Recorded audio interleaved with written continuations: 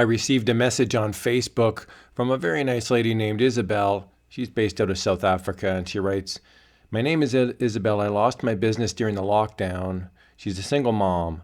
She started doing craft work, and she really enjoys it.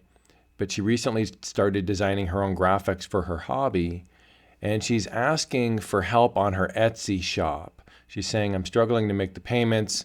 What can I do to get sales on Etsy?"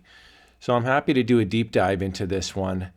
I appreciate the opportunity. And as requested, I'm going to coach you hard on what I think you can do to make this store to, take it to the next level. And I've got 5 tips in this video. So let's jump in and let's go hard into Etsy and how we can improve a store. Okay, so first impressions matter. And when I go onto your Etsy shop, it's called Belle's Upcycling World. I'm going to have a few tips and tricks here about the way the store is laid out.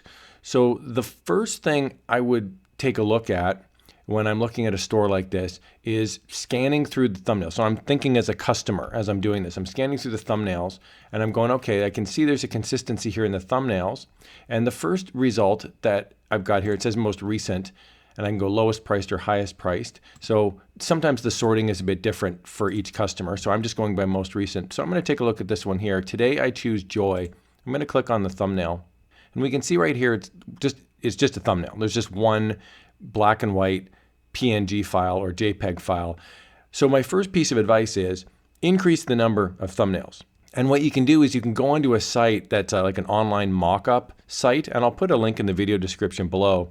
And you can essentially show the customer the value of them purchasing your design rather than leaving it up to their imagination. Okay, the second piece of advice is regarding the basket. So when you see that 4 people have this in your basket, now if they're your friends or your family, then you can discount this piece of advice. I don't recommend sharing your shop with friends and family unless they're actually going to buy something. But if they start liking things, it's not really helpful. It's just skewing your metrics.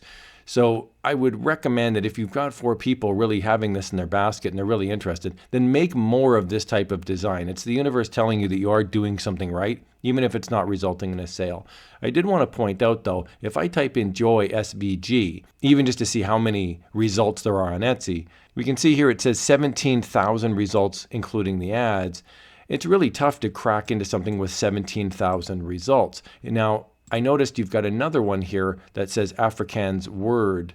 And now there's nobody liking this one so far, but I've noticed that if you go into that SVG, there's only 185 results. So there's an opportunity here, and I want to use this, I want to be very specific about this piece of advice. There's an opportunity for a lower competition niche. Now, I don't know if you're going to make any sales in that niche, but it's worth perhaps trying to dominate that niche, at least at the start. Maybe put 10, 20, 30 designs out there, or better yet, put a bundle together. So that's only one listing, and you could have maybe, the bundle would help you. So that's my third piece of advice, is to think about having a bundle. Typically, bundles sell better than individual designs, at least at the start, because it becomes such great value that it's tough to say no. Like if I just type in SVG, for example, and I'm not going to look at the top row because it includes ads right here. These are all ads. But if I scroll right to here, these are the real results. You'll see it's bundle, bundle, bundle. But it's really tough to compete because this is 5,000 designs for $5. It's $4.27. So even less than that, $4 really. So these are really tough niches to break into. So I'm not trying to be discouraging. I'm just saying you'd really want to differentiate yourself and have something that is a bit more unique. Like for example, here's Mystical Moth. Now again, this is an ad, but this is Mystical Moth. There's only 6 or 7 Mystical Moth SVG files. Well, that's at least you have the potential of having a niche that not everybody's involved in, right? And of course, you're also competing with all the garbage like these, Disney designs that are trademarked infringing. This is 10,000 pieces of media inside here for almost $6. That's ridiculous, right? Here's one that's 50,000 SVGs. 50,000 for $5. I mean, good grief. How are you supposed to compete with that, right? So the answer is, how you're supposed to compete with that is ask yourself, what makes your shop unique? And what I would say the reason your shop is unique is because you're based in South Africa. So become an expert on Etsy and have a South African shop. I'd recommend having your thumbnail and a banner, South African flag.